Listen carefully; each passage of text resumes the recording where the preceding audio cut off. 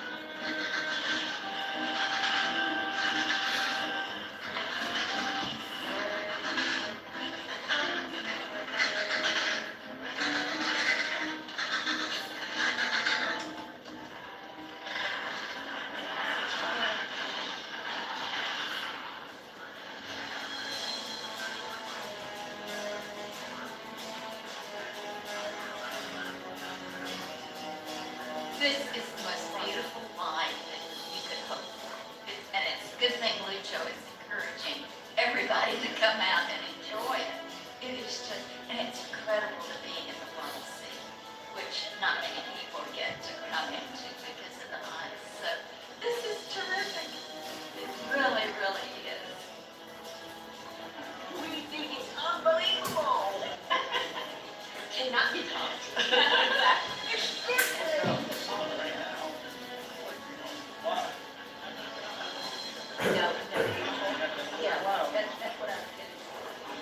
The life is indescribable, actually, but it's exceptionally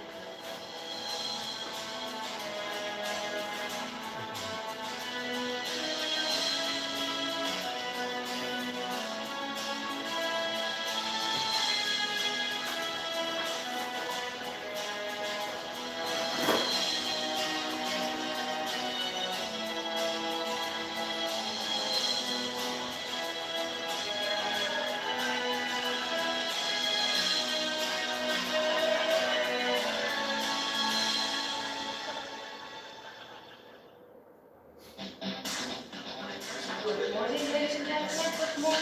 For those of you in group number 1, 2, and 3 and signed up to go kayaking, you can make your way to the Bosnia program. This is your final call. Please remember to bring your life tickets from your parents and the key cards to sign out.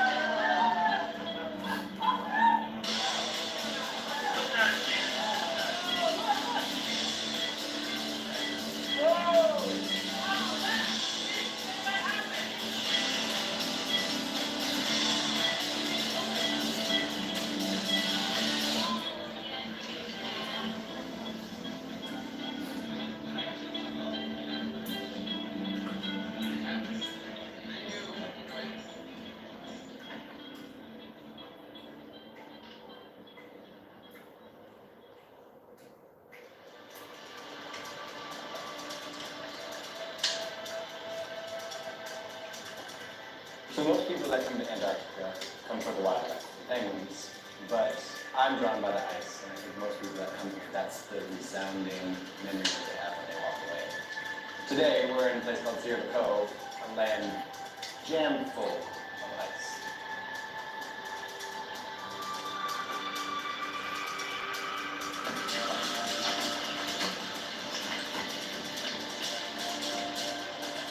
There's glaciers pouring down from all the mountains surrounding us. There's icebergs floating in the water.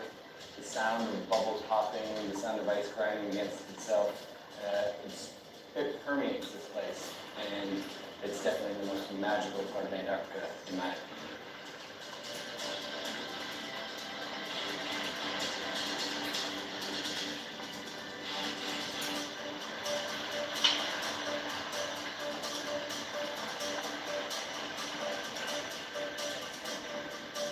Now you have to multiply what you see above water by about 7 or 8. So that's what's below water. So there's much more mass and surface area down there. So it's the currents that are moving these guys around. So the dimples show that they flipped or rolled over at one point. And while they're being pushed by the currents, the water is creating these dimples or these indentations, kind of like golf balls.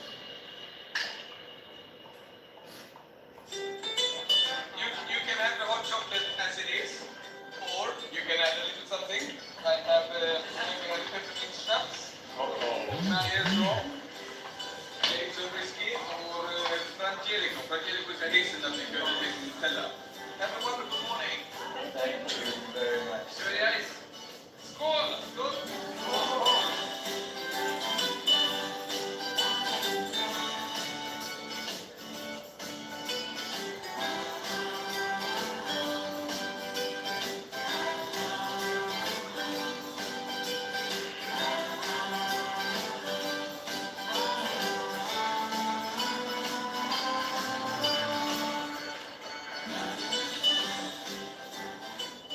Here we are enjoying our afternoon in Nicholson, and we have some great looks at some Waddell seals.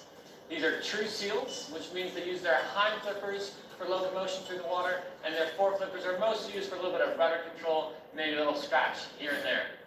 Out of the water, they're not the most glamorous. They're kind of somewhat blubber slugs, as we like to call them, and they're laying about having a good rest.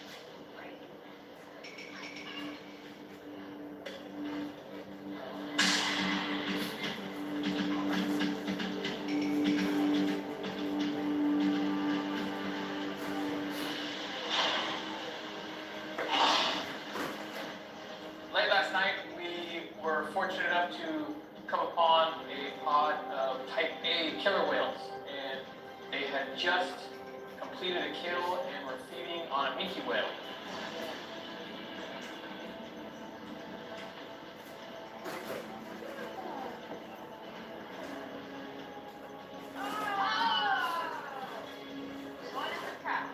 Besides the whale, getting a lot of great bird activity.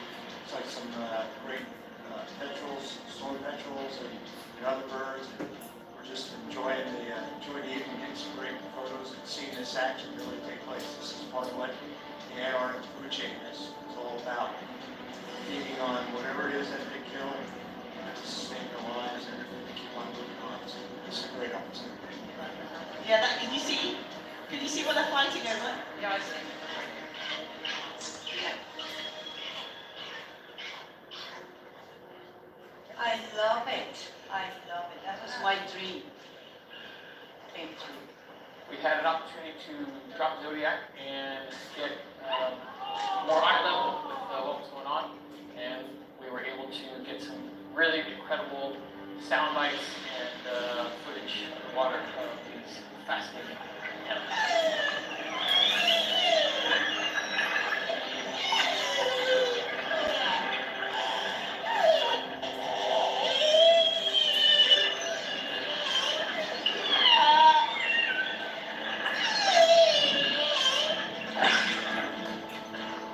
Unbelievable. It is just amazing. The weather, the animals, life, not life, fantastic. You just missed a good one.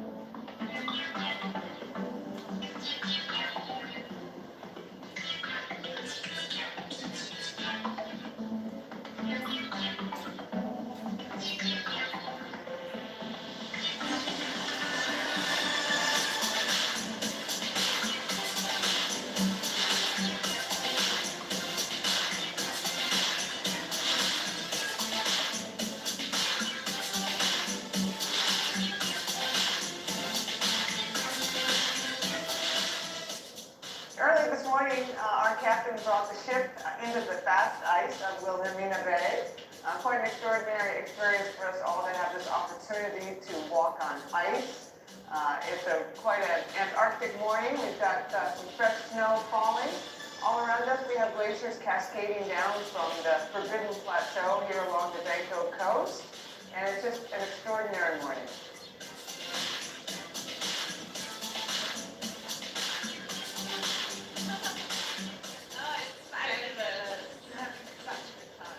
Oh, it's fantastic. It's everything I imagined that Antarctica would be like, and even more. It's not as freezing, but it's cold. But be able to stand there and be peak from wildlife is incredible, and to watch the glaciation and the table ice and everything else. It's just an amazing experience.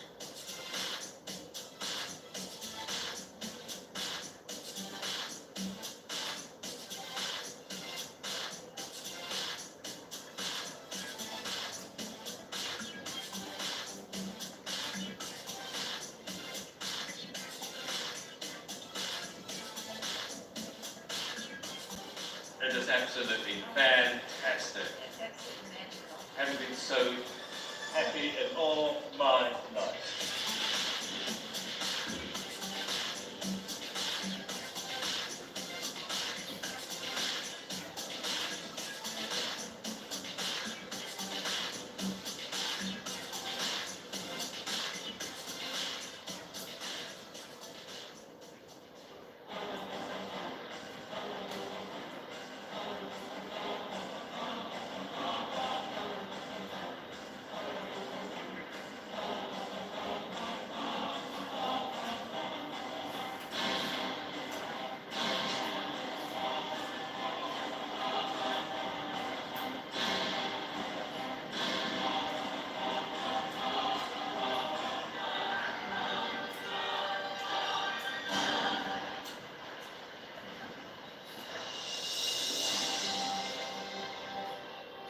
So we're currently transiting through the La Mer Channel.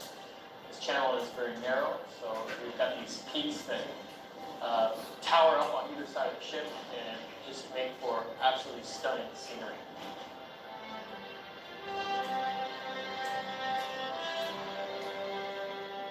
Today has been typical of Antarctic weather. We've had just about everything. We had a glorious morning, and we went into cloud and a little bit of wind, and now we moved away change it, you've got to make the most of it while you've got it.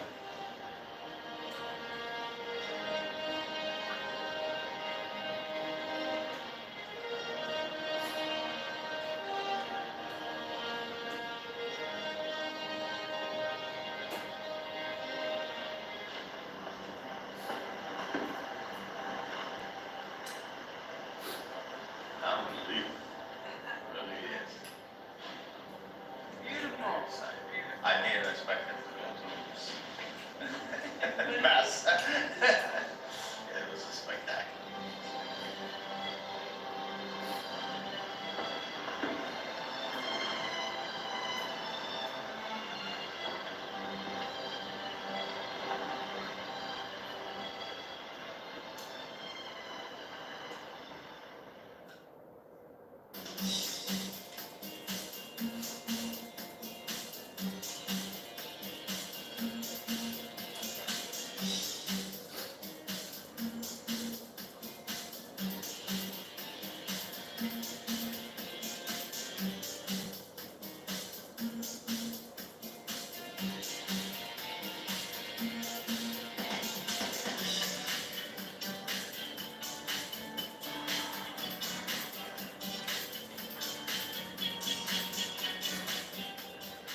Well, it's funny. I've spent a good chunk of my career, over 20 years, traveling to a lot of warm locations, from the Caribbean to places like Costa Rica, the Indian Ocean. And this has been an incredibly unique experience for me. Just, you hear about the beauty, you hear about the snow, the ice, the penguins, but when you see it for the first time in person, it's really overwhelming. It's unearthly. It's just truly unbelievable. It's probably one of the most beautiful places I've ever been to on Earth.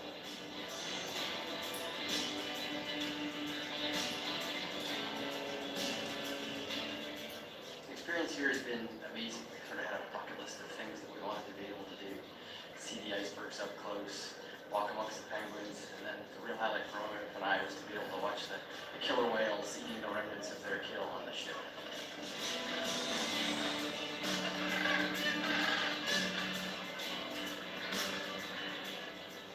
The cold water down here breeds productivity, and with that comes all kinds of life, from sea stars and worms and invertebrates in general, all the way up the chain to whales.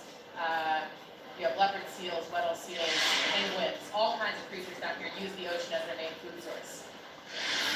I think a lot of the most special places on our planet today are in jeopardy for a number of reasons. When you look at the oceans, for example, half the coral reefs are in trouble.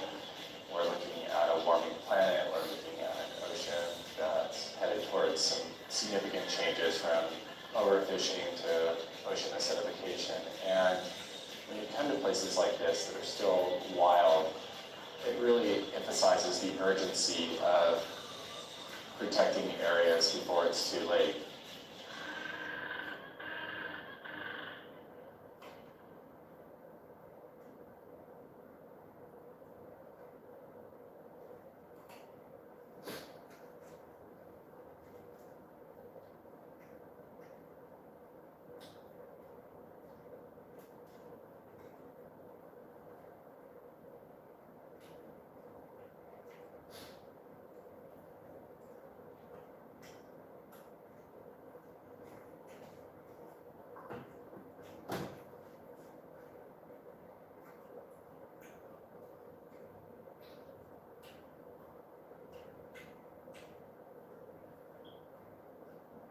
Down by the bay, where the watermelons grow, back to my home, I dare not go. Evo Smart.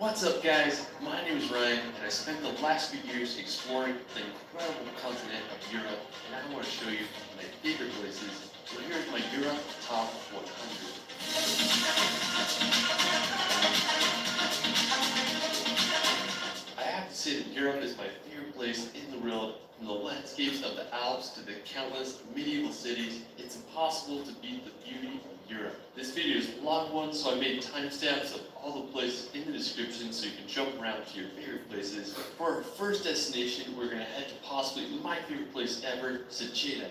Now located in the Dolomites of northern Italy, I remember the first time I saw a video of this mountain, I couldn't believe it existed. The green glass slopes contrast with the jagged mountain ridge, often covered in cloud, makes one of the most beautiful landscape combos. Now to get to Seceda, I took 2 gondolas off the mountain and made it to the top. I remember the first time I saw the mountain, I couldn't believe my eyes. The clouds covered half of it, making it one of the best views I've ever gotten. Places like this really spark your imagination and make you feel like a kid again. I hope everyone can witness the power of Seceda at least once in their life. Another magical place nearby is Alpe Suisse. It's home to the largest high alpine meadow in Europe. The backdrop of the mountain with the farm cabins creates a scene straight out of a dream. After northern Italy, let's head over to the mystical Faroe Islands. Located right between Norway and Iceland in the North Atlantic Ocean, the archipelago is made up of 18 volcanic islands. Now I have to say that the Faroes are home to some of the world's most dramatic landscapes, from sheer sea cliffs to waterfalls straight into the ocean. One of the most scenic places in the Faroe Islands is the Mulafusur waterfall. Now it's located on Palgardt Island, and the waterfall descends about 100 feet into the ocean below. I mean, the backdrop of the village with the massive green mountain behind makes for one of the most scenic places on earth. One of my personal favorite places in the Faroe Islands is the sea stacks of Dragonir. I mean, the name itself just sounds freaking epic. It's this slanted sea rock with a perfect arch right above the cold Atlantic Ocean. This place looks like a scene out of Game of Thrones. I just can't believe how beautiful the Faroe Islands are. After the Faroe Islands, we're going to Italy to visit the picturesque village of Positano. I have to say that this is one of the most beautiful places in Europe. Located on the Amalfi Coast, back in the 1st century, luxury Roman villas were built on the coast here. It was believed to be a home of mythical sirens who would seduce sailors to crash upon the rocky shores. Positano was a somewhat poor fishing village during the first half of the 20th century, but tourism began to gain traction in the 1950s. When you see this place in real life, you won't believe it. It's hard to beat the backdrop of the mountains filled with colorful villas against the Mediterranean Sea with boats and yachts. Positano is quite the touristy destination, but its beauty is worth it. After Positano, we're going to head over to Switzerland to Bahaya Versace. Bahaya Versace is famous for having this medieval bridge that goes over some of the clearest river water in the world. I remember the first time I got there, I was immediately baffled by the beauty of this place. I mean, the water is crystal clear. You can see it all the way to the bottom. The bridge was a prime place to cliff jump, so it took me a while to build the courage to jump. I was able to throw some of my favorite gainers off the water. I also had an amazing time snorkeling in the water there. I mean, just so clear. It was such a fun memory for me. I mean, it's hard to beat cliff jumping in Switzerland. Alright, so after Switzerland, we're going to head over to the Italian coast to visit Cinque Terre. Now, Cinque Terre is made up of 5 seaside villages that date back to medieval times. During the medieval ages, the villages started to be attacked by pirates, so fortifying walls were built to protect them against any future raids. The small town of Vernazza is one of my favorites. It has the only natural port of Cinque Terre. I just can't get over the colorful houses and beauty of the Cinque Terre. It's hard to beat the charm of these Italian villages. After Cinque Terre, we're going to head over to England's Jurassic Coast. Now, while you won't find any dinosaurs here, you might find some fossils on the beach. One of my favorite spots on the Jurassic Coast is Old Hairy Rocks. A special thanks to my friend David Rule for providing this footage. He has an awesome Instagram and YouTube that I provided in the description below. I remember the first time I saw his picture of this place and I was just baffled by the scenery there. The Old Hairy Rocks are these sea stacks that are made completely out of chalk that mark the end of the Jurassic Coast. In World War II, the stacks were used as target practice for pilots, so that's kind of crazy. I just love the combination of the green meadows with the white cliffs and the blue ocean. I mean, it's just hard to beat that scenery. After the Jurassic Coast, we're going to swim across the English Channel to visit the island of Mont Saint-Michel. Now, located 1 kilometer off the coast of France, Mont Saint-Michel is one of the most magical destinations in Europe. It reminds me a lot of Hogwarts. The island was first founded by an Irish hermit, and the construction of the monastery began in the 10th century and was finished in 1523. Due to its strategic position and dangerous changing tides, the island remained protected throughout history. During the 15th century, Louis IX decided to turn the monastery into a prison, and it remained one until 1863. Now, Mont Saint-Michel is one of France's most popular tourist destinations. If you are in northern France, you really need to visit this magical place. After Mont Saint-Michel, we're going to head to southern France to the French Riviera. Now, located on the southeast quarter of France, the French Riviera is home to some of the world's greatest coastline. It's the perfect contrast between mountains and the Mediterranean Ocean. Some of the most beautiful coastal towns of the Riviera include Saint-Tropez, Nice, and Cannes. Now, the French Riviera is also home to the tiny country of Monaco. Monaco is the second smallest country after the Vatican. The whole country is only 499 acres. Monaco has been known as a billionaire's playground, and over 1/3 of Monaco's citizens are millionaires. One of the most famous places in Monaco is the Monte Carlo Casino. It was opened in 1863 and has been featured in the James Bond films. If you can handle the riches of Monte Carlo and Monaco, it's definitely a place to add to your bucket list.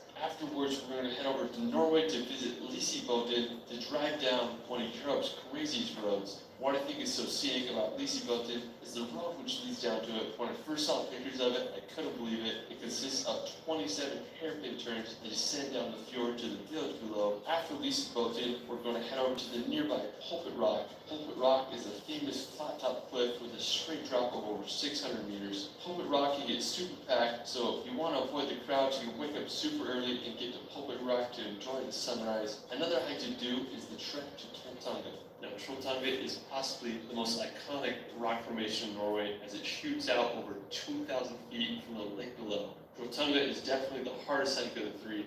It's a 28-kilometer round-trip trek that takes anywhere from 8 to 12 hours to do. While it is a strenuous hike, it offers some of the best views in Norway. After Norway, we're going to head over to Iceland to experience the land of fire and ice. I have to say that Iceland is home to some of the world's most unique landscapes. One of the most visited attractions in Iceland is the Blue Lagoon. Just a short drive from the capital of Reykjavik, Blue Lagoon is famous for its strikingly blue water. It costs about $40 to get in and experience the geothermal spa. One of my personal favorite places in Iceland is the Reykjavik Beach. What I really love about the beach is the basalt sea stacks in the ocean. It makes you wonder how the Vikings must have felt when they washed up on the Icelandic shores. After rain is fired, you can check out Skogafoss waterfall. It's one of the most impressive waterfalls in Iceland with a drop of over 60 meters. You can also drive an hour east on the Ring Road and visit one of the most scenic canyons in Iceland. I'm not even trying to pronounce it, but it looks like something straight out of a fantasy movie. Don't be surprised when you see a troll walking around there. If you drive another 3 hours down the Ring Road, you'll reach Stokesness. It's such a dramatic view with the black sand and the mountain in the background. On the other side of Iceland, you can visit Kirkjufelsfoss, this uniquely shaped mountain that looks like Gandalf's hat. There's a waterfall nearby and it makes for an incredible shot. If you go in the wintertime, you might just get lucky and see the Aurora Borealis. There's just so much to see in Iceland, and I hope everyone can see it at least once in their life. After freezing in Iceland, we're going to head over to Greece to visit my favorite island in the world, Zakynthos. Now, I've been there twice so far, and I just keep wanting to come back. It's one of the most impressive locations that I've ever been. From 1,000-foot white cliffs to the bluest water you've ever seen, Zakynthos has it all. The most famous place in Zakynthos is Shipwreck Beach. Back in the 1980s, a cargo ship from Turkey was carrying illegal contraband, and the Greek Navy chased them into this cove where it crashed. Over the years, the sand has built up around the ship, and it's created one of the most visually stunning locations in the world. I mean, there's no other place like it. Another one of my favorite Greek islands is Milos. It's about a 5-hour boat ride from Athens, and one of the most impressive places on Milos is the Klatiko Caves. You have to take a boat to get there. They have these gorgeous white rocks that jet out of the water, and the water is just so clear there. Another really cool spot on Milos is the Severkaniko Beach. It's a unique place that is made of lava that has been bleached by the sun and sea. I mean, just looking at this footage, it makes me want to go buy a plane ticket and go there right now. After exploring the islands of Greece, we're going to head over to Russia's St. Petersburg. St. Petersburg is located at the end of the Baltic Sea. It was founded relatively recent in 1703 after Russia captured it from Swedish colonists. Today it is one of Russia's most thriving cities and receives millions of tourists each year. I love all the canals. They remind me a lot of Amsterdam. One of the most famous spots is the Peter and Paul Fortress. It was the original citadel of St. Petersburg and was finished in 1740. You can also check out sites such as the Palace Square or many of the city's gorgeous gardens. After St. Petersburg, we're going to head over to Latvia to visit Riga. I have to say that I was very surprised by Riga's beauty. It's full of stunning medieval architecture. Riga was founded back in 1201, and today it's the largest city in all the Baltic countries. One of the most famous buildings is the House of the Blackheads. It's located in Riga's old town and was built in the 14th century. St. Peter's Church is another dramatic building that towers over Riga's skylines. Riga is just such a special and underrated city, and I hope all can visit. After, we're going to head over to the Czech Republic to explore the capital city of Prague. Due to its location and rich history, Prague is known as the political, cultural, and economic center of Europe. One of my favorite attractions is the Charles Bridge. Its construction began in 1357 and it wasn't finished until the beginning of the 15th century. The bridge is decorated with an alley of over 30 statues of it. It's just so scenic. It's such a great feature of Prague. Old Town Square is also a great place to explore, and the Prague Castle is another beautiful sight to see. It's considered to be the largest ancient castle in the world, and it was built more than 1,000 years ago in the 9th century. I mean, that's a freaking long time. Prague has such a historic vibe, and I hope all can visit. Afterwards, we're going to head to the Netherlands to visit Amsterdam. Known for its elaborate canal system, narrow houses, and countless bridges, Amsterdam has a vibe like none other. I was in Amsterdam many years ago, and its impression has always left a mark on me. It's just crazy to think that people were able to construct a city around canals hundreds of years ago. Amsterdam originated as a small fishing village in the 12th century and rose to one of the world's most important trading ports in the 17th century. When I was there, I just had an incredible time just walking around the canals and enjoying the atmosphere of this incredible city. After Netherlands, we're going to head over to Budapest. Now, located in Hungary, Budapest is one of Europe's most photogenic destinations. The Danube River runs right through Budapest, making it a unique and stunning city. One of my favorite attractions is the Chain Bridge. It's a suspension bridge that runs across the Danube. The Hungarian Parliament building is another incredible piece of architecture. It was opened in 1902 and is the third largest parliament building in the world. Budapest is also famous for its thermal baths. The SHANGHAI thermal bath is the largest in Europe and it's known for its medicinal properties. After, we're going to head over to Croatia. I have to say that Croatia is one of the most beautiful countries in all of Europe. One of my favorite places in Croatia is Dubrovnik. Dubrovnik is one of the most popular medieval towns in all of Europe. One of the most notable features in Dubrovnik is the walls that surround the city. They're almost 2 kilometers in length and anywhere from 4 to 6 meters thick. The unique look of the city has made it a popular photo location for series such as Game of Thrones. Now, another fascinating city in Croatia is Pula. The city is home to the Pula Arena. It's this perfectly preserved Roman amphitheater that was constructed from 27 BC to 68 AD, and it's the world's 6th largest surviving Roman arena. Now, right at the coast of Pula is the Brugini Islands. That's a set of 14 uniquely shaped islands that have a really distinct look to them. Now, if you want to head inland, you can check out the Plitvice Lakes National Park. It's home to some of Europe's most beautiful lakes and waterfalls. They remind me a lot of Bosnia's CarrefouR waterfalls. You take an electric boat over the water and explore the 16 terraced lakes of the park. There's one walkways to walk and explore. I mean, it's just such a beautiful place. I can't believe the color of the water there. After Croatia, we're going to head over to Slovenia to visit Ljubljana. While Ljubljana is one of the smallest capitals in Europe with a population of around 300,000, it's one of the most beautiful in my opinion. The crowning feature is the Ljubljana Castle as it overlooks the city. It was built around the 12th century. It's one of the capital's most popular attractions. If you want to venture outside the capital, I'd highly recommend making the hour drive to the fairy tale destination of Lake Bled. It's one of the most beautiful lakes in all of Europe, the little island and church right in the middle. Another one of my favorite places in Slovenia is the river SOUQ. This river is over 138 kilometers long and passes through western Slovenia and Italy. It's considered to be one of the most beautiful rivers in all of Europe. I can totally see why. It has a very distinct emerald color to it that I've never seen before. It's a great place to go kayaking and river rafting. I mean, the river just full of so many rapids, winding turns, and scenic bridges. I can't think of a better place to spend during a hot summer day. After Slovenia, let's head over to Portugal to visit the vibrant city of Lisbon. Being one of the oldest cities in the world, Lisbon is Europe's 2nd oldest capital city after Athens.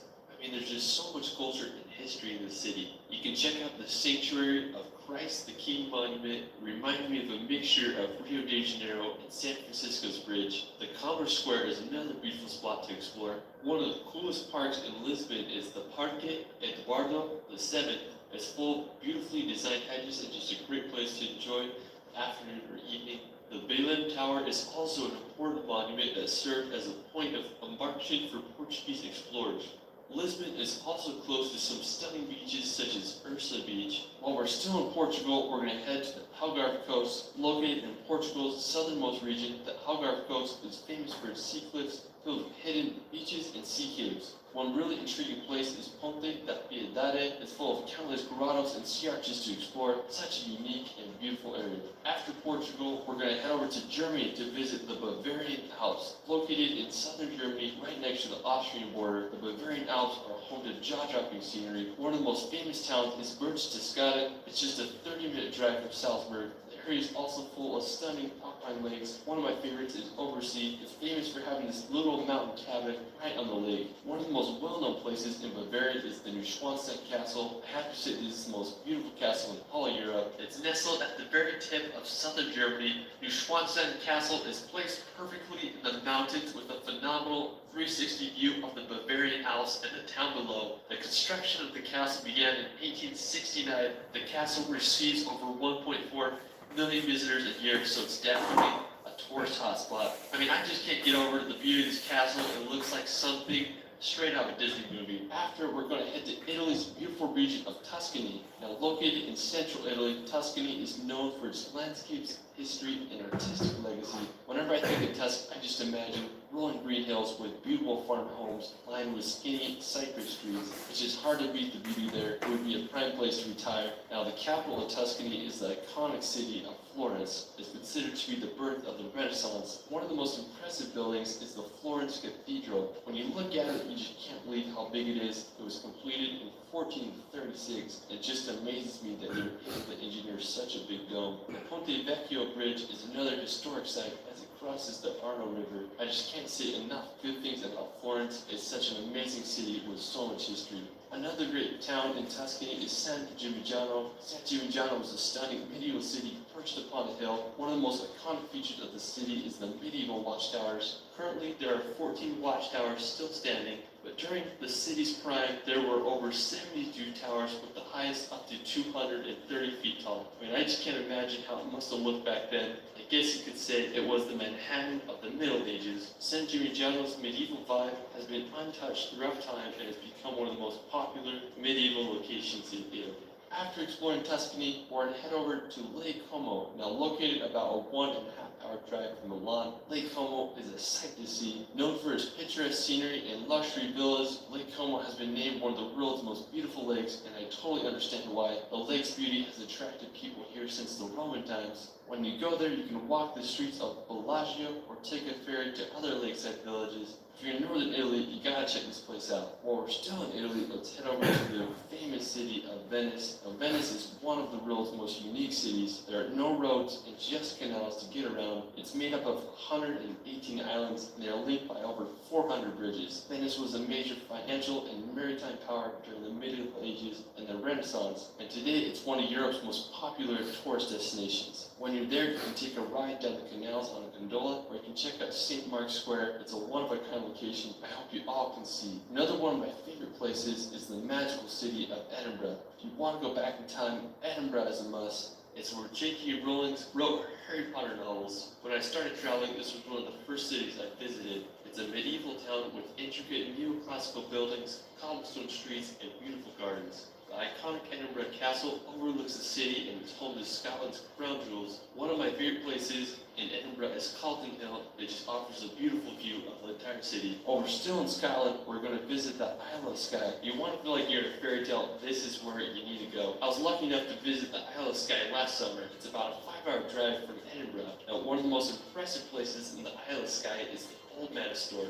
The legend of the Old Man Store is supposedly a giant lived there a long time ago, and when he was buried, his thumb was left sticking out of the ground, creating the mystical rock formation. Now, just a few minutes away from the Old Man Store, there is a breathtaking waterfall called Meout Falls that cascades down to the ocean.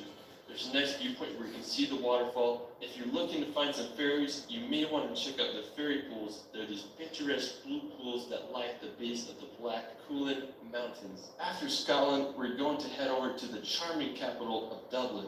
Now, located on Ireland's eastern coast, Dublin is a city full of charm. The capital is known for its beautiful gardens and architecture, and just such a friendly vibe to it. When you're there, you can take a walk across the River Liffey on the uniquely designed Samuel Beckett Bridge, or you can walk to the coast to experience the Irish Sea. I just love the feel of Dublin. It's just such a magical capital. What's also cool about Dublin is that you can visit most places in the country with a few hours drive. You can make a 3-hour journey to the Cliffs of Moher on Ireland's west coast, or you can venture 2 hours to the spooky dark hedges in Northern Ireland. There's just so much to experience. After Ireland, let's head over to Poland to visit Warsaw. Located on the Vistula River in east-central Poland, Warsaw is the capital and largest city in the country. Warsaw began to grow in the 16th century and was called the Paris of the North. Warsaw was damaged extensively during World War II, with 85% of its buildings in ruins. Today, it's a bustling capital with a population of 1.8 million. One of my favorite buildings is the Palace of Culture and Science. At 778 feet tall, it's the 5th tallest building in the EU. You want to see some medieval vibes, you can check out Warsaw's Old Town. It was established in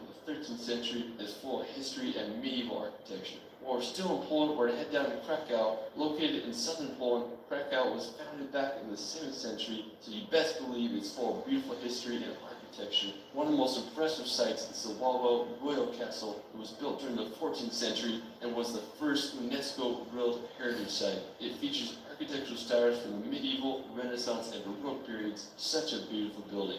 If you're into World War II history, you can make the hour drive to the Memorial of Auschwitz concentration camps. Auschwitz is infamously known as one of the most horrific Nazi concentration camps. Over 1.1 million people died here, so it's such a tragedy. One of my favorite books I've ever read is called The Auschwitz Escape, and it tells the story of how 2 prisoners made it during escape from the prison camp, and also really just gives you perspective of what it was like to live in that camp. Just absolutely horrific. After Poland, we're going to head back to the Baltics to visit Lithuania's capital of Vilnius. Unlike other Baltic capitals, Tallinn and Riga, Vilnius is located inland near its eastern border. Before World War II, Vilnius was one of the largest Jewish centers in the world. Napoleon called it the Jerusalem of the North. I'm just blown away by the beauty of the city and its perfect mixture of modern and Baroque architecture. You can drive 30 minutes outside the city and visit the Trakai Island Castle. It's this uniquely designed castle that's on a little island in Lake Gulf. Such a cool little spot outside the city. After Lithuania, we're going to head down to Austria to visit the capital of Vienna. Vienna has been ranked one of the world's most livable cities. Vienna is known as the city of music. Musicians such as Beethoven and Mozart call Vienna their home. One of the most impressive places is the Schönbrunn Palace. There's stunning gardens and mazes to explore around the palace. If you want to visit the Austrian Alps, you can head over to the picturesque village of Hallstatt. This town looks like it should be in a fairy tale because it's so magical. It was once a salt mining town, but now is one of Austria's most popular tourist attractions. After Austria, we're going to head over to France, to the capital of Paris. Since the 17th century, Paris has been Europe's major center of finance, diplomacy, fashion, and the arts. Paris is one of the world's most visited cities, and with all its attractions and fascinating history, it's easy to see why. Paris's most recognizable attraction is the Eiffel Tower. It was built in 1889 for the World's Fair. The Eiffel Tower is 324 meters high, which made it the tallest man-made structure in the world until 1930. You can take it upward up there to get an incredible 360 panoramic view of all of Paris. Another popular attraction is the Louvre Museum. It's the world's largest art museum and it's home to Da Vinci's Mona Lisa. You can also take a drive around the Arc de Triomphe or walk the grounds of the Palace of Versailles. And there's just so much to see in this grand city. If you want a road trip outside the capital, you can head to France's northern coast, visit the coastal town of Etretat. Located about 3 hours outside of Paris, Etretat is famous for its white cliffs and rock formations. One of the most well-known is the Falaise de Aval Arch. It has such a unique shape. I guess you could say they are the French cousins of Old Hairy Rocks. While we're still in France, we're going to head to the French Alps. The French Alps are home to Mount Blanc, which is the highest mountain in all of the Alps at 15,774 feet. The border between France and Italy passes right through the summit, making it both French and Italian. One thing that I think that is cool about Mount Blanc is the glaciers that run down from it. And there are also a lot of beautiful alpine lakes that offer incredible views of the French Alps. After, we're going to head to Switzerland to visit the village of Grindelwald. I was lucky enough to live in Switzerland, and on my last week living there, I did a road trip to Grindelwald to see what the hype was about. When I got there, I was awestruck by Mount Eiger. It's the biggest mountain I've ever seen. I wanted to do a hike that would give me a great vantage point of Mount Eiger, but I didn't know the area that well, so I just saw this random peak. But I decided to hike straight up the mountain. When I reached the top, I had the whole peak to myself, and I was rewarded with an incredible view of Mount Eiger. It was just such a memorable experience. After Grindelwald, we're going to head over to the mountains of Appenzell. Now located in eastern Switzerland, these mountains quickly became one of my favorite places I've ever been. It's home to massive, jagged mountains that look like something out of Lord of the Rings. Now to get up to the mountain, I took a gondola up to the top, and then I hiked about an hour to reach a hotel on the top of the mountain.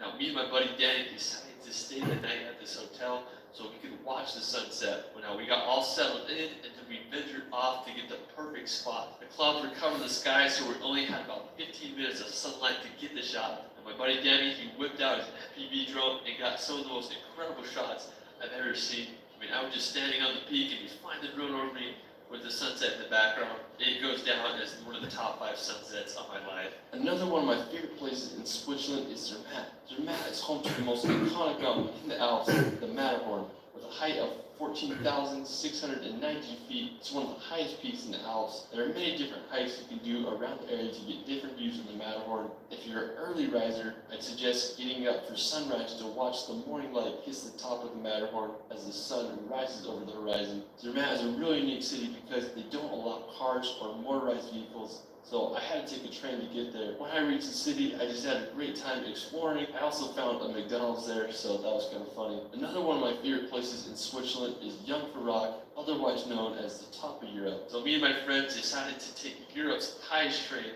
Now normally the ticket during summer is around $240, but we got the early bird special, so it was half off. We went up to the very top. When you get off the train, you get into like these cave tunnels. We made it out to the ice plateau and were able to get an incredible view of the glacier below. After, we went to the top of the Sphinx Observatory to get some more amazing views. One of the coolest parts of Jungfrau Rock is the glacier tunnels. You're able to walk through these tunnels carved right out of the ice. While a trip to Jungfrau Rock is expensive, I definitely recommend that everyone try it at least once in their life. After exploring the Swiss Alps, we're gonna head to Finland. Now, the capital of Finland is Helsinki, and it's been ranked as one of the happiest and most livable cities in the world. Helsinki is one of the northernmost metropolitan areas, and the whole city just has a great vibe to it.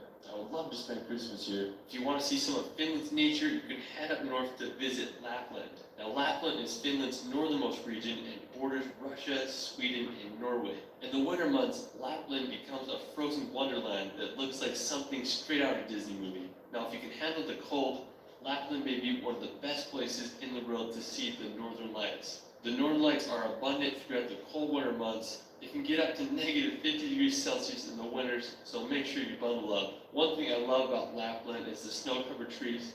They look like something out of a Dr. Seuss book. In the summertime, Lapland becomes a peaceful area with wildlife and endless nature.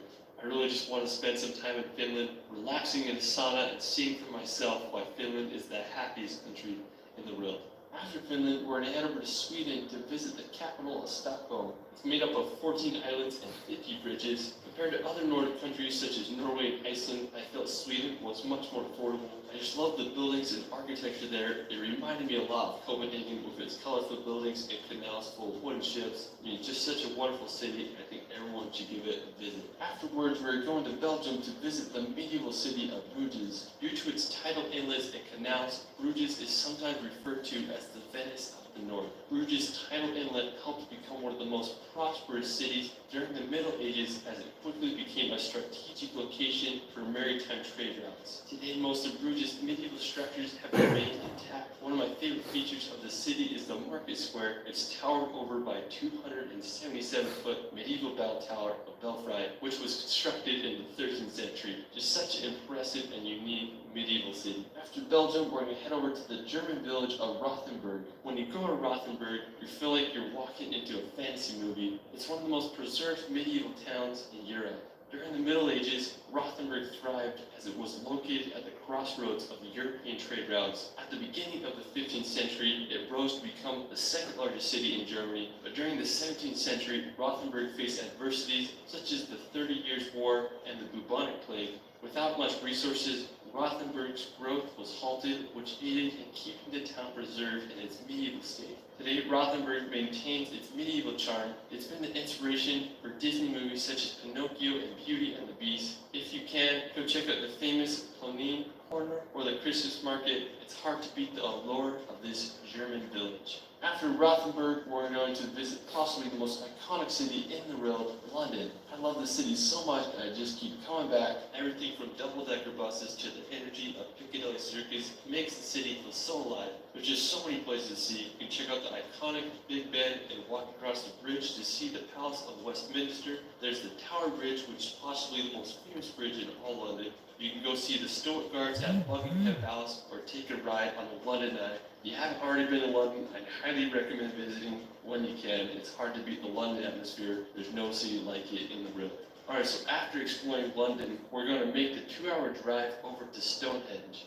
Located in Wiltshire, England, lies one of the most famous man-made rock structures in the world. There's a lot of mystery surrounding Stonehenge, like what was its purpose and how was it made. Archaeologists believe it was constructed back between 3000 to 2000 BC. Stonehenge consists of a ring of rocks, each being around 13 feet high and weighing nearly 25 tons each. It's unclear what the exact purpose of Stonehenge was. It's believed that it was used as an astronomical observatory or a religious site. Either way, it sure makes you stop and think how people thousands of years ago were able to construct this. After Stonehenge, we're going to head over to visit Wales. Now, Wales is located in the southwest part of Great Britain. It's famous for its mountainous national parks, picturesque coastline, and distinct Welsh language. One of the most scenic places in Wales is the Snowdonia National Park. It's a region in northwest Wales that is known for its mountains and lakes. The highest peak in Wales, Mount Snowdon, is located in the park with an elevation of 1,085 meters.